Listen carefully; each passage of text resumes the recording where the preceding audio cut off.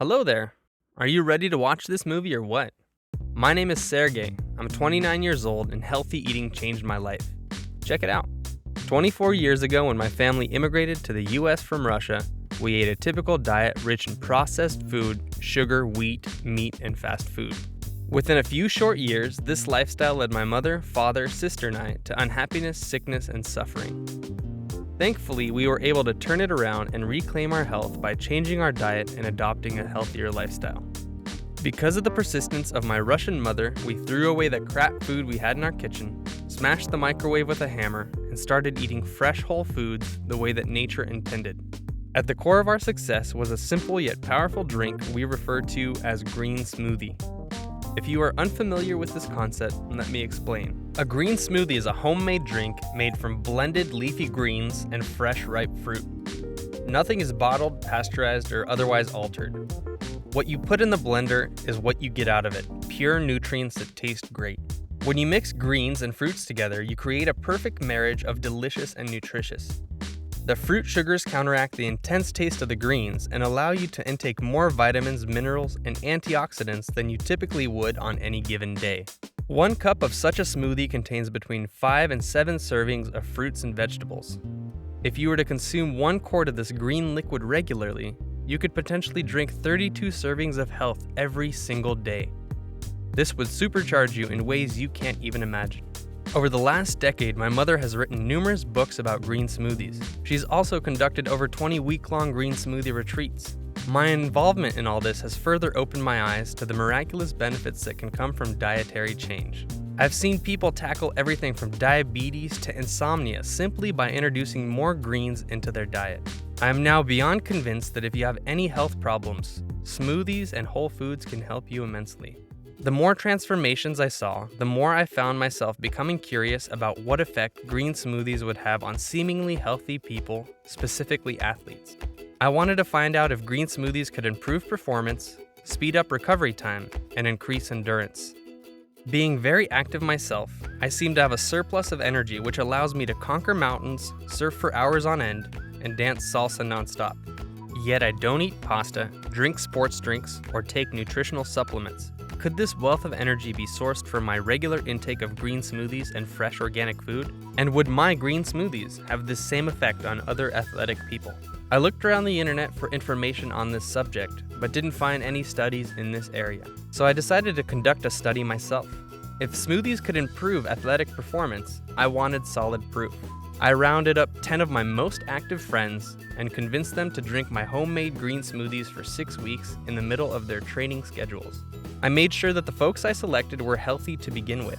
After I collected all the initial baseline data about my athletes, they were instructed not to change anything about their diet, lifestyle, or exercise routine, except for the addition of 1 quart of smoothie every day for the duration of 6 weeks. In this way, I could monitor their progress and see if my smoothies had any positive effects. It is important to note that all of my athletes ate a more or less traditional diet. None of them were vegetarian or vegan. As far as I'm aware, nobody has conducted such an experiment before. So sit back, relax, and see what happens when you get powered by green smoothies.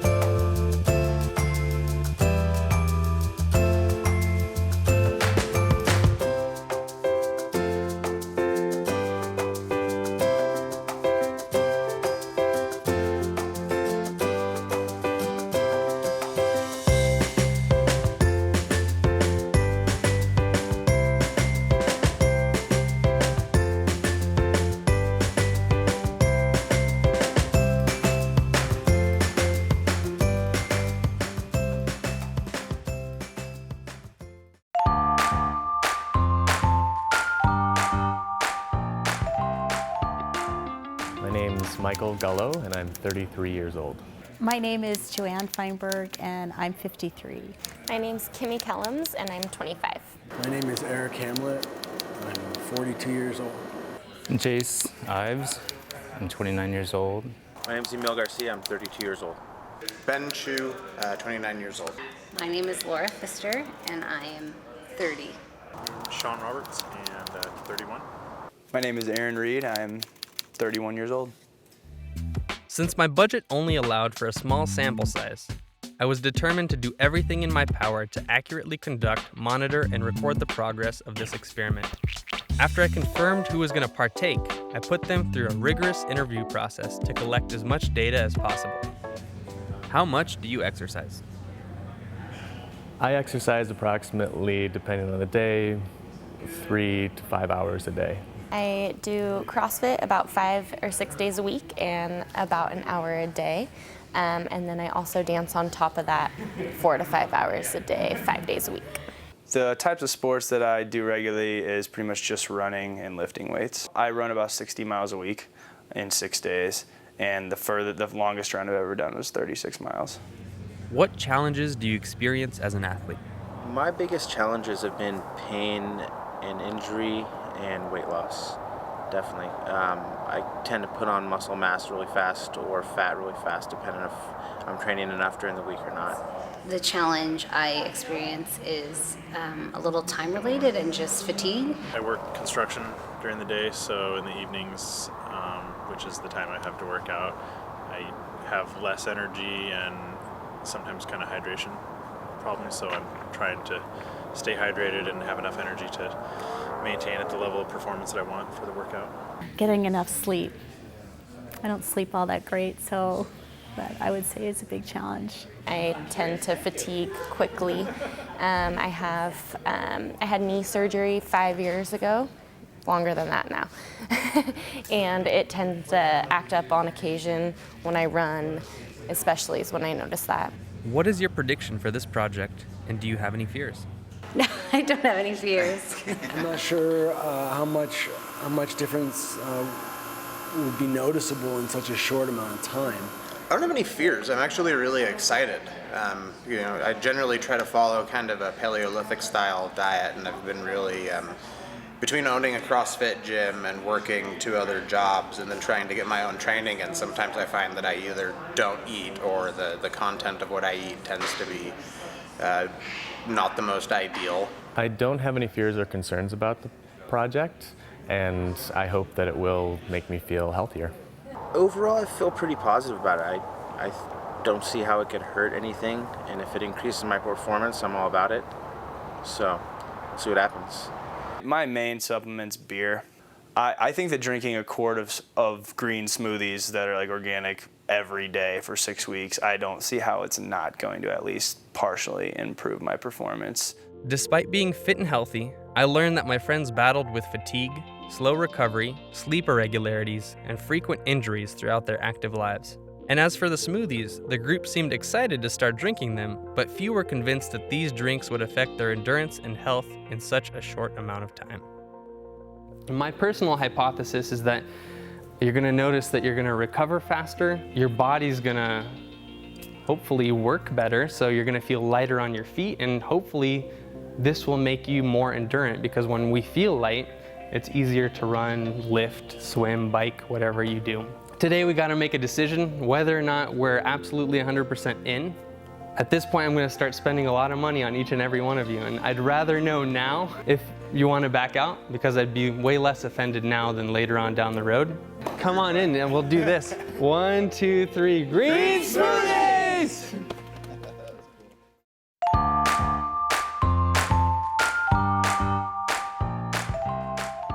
In order to objectively gauge whether or not any benefits would come from drinking smoothies, I needed to find a control group. But how would I control for green smoothies? And what would my placebo drink be? After struggling with this dilemma, I decided to check in with several researchers at Southern Oregon University about how to properly set up a control group. I learned that as an alternative to having a completely different set of individuals as my control group, I could control my athletes against themselves. Because my athletes followed both a consistent exercise and diet regimen, I could collect their pre-smoothie data and use that information as my baseline. After 6 weeks of green smoothie drinking, I would put them through the exact same tests and see if anything had changed.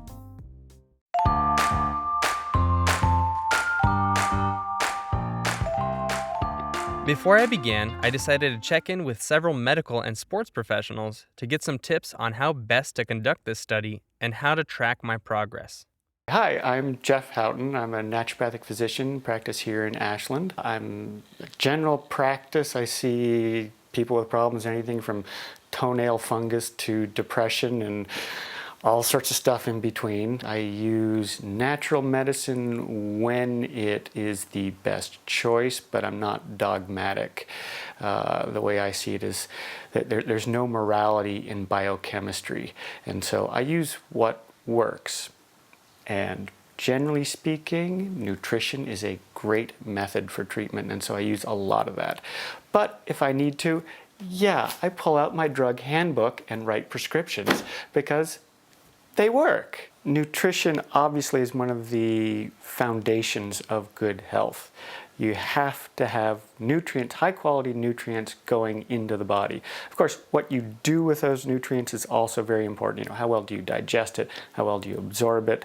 There are many other fundamental factors in good health, like sleep, like exercise, how happy you are. But nutrients are really one of the founding, the basis of good health.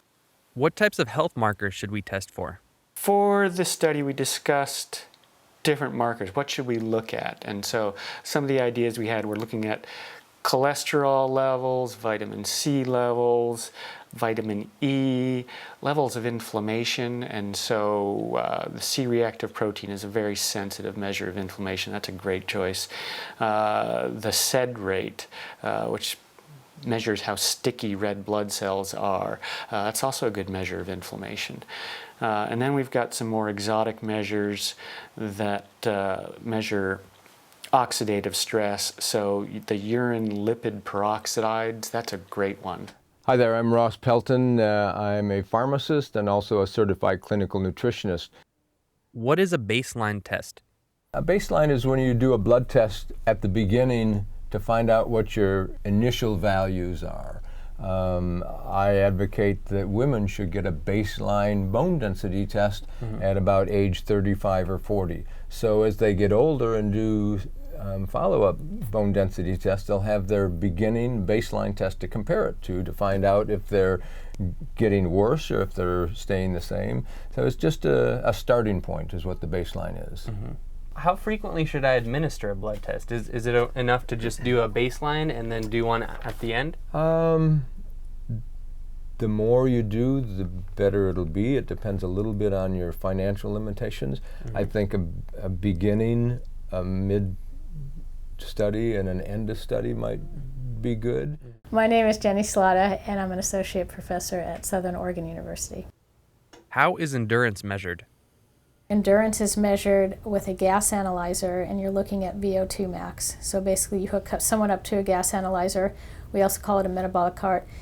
They have a mask on and they're breathing from ambient air, so that, just based from regular air, and then they exhale into what we call a mixing chamber, which is part of the machine, the gas analyzer, and that analyzes how much oxygen was consumed. And so if you use a gas analyzer, you get someone all hooked up to this, and then you put them on a treadmill or a bike or ergometer, and you increase the workload every 3 minutes, you'll see the oxygen uptake increase. At some point, if you're able to reach them to their very max, which is sometimes or quite often difficult to do, you'll see a plateau where you increase the workload, but the oxygen consumption just plateaus, and that's where we identify max VO2. How will green smoothies affect my athletes? I believe that by putting athletes on the green smoothies, that it depends where they're coming from. What diet do they have in the first place? An athlete coming in that has less healthful diet, I think you're going to see more improvement.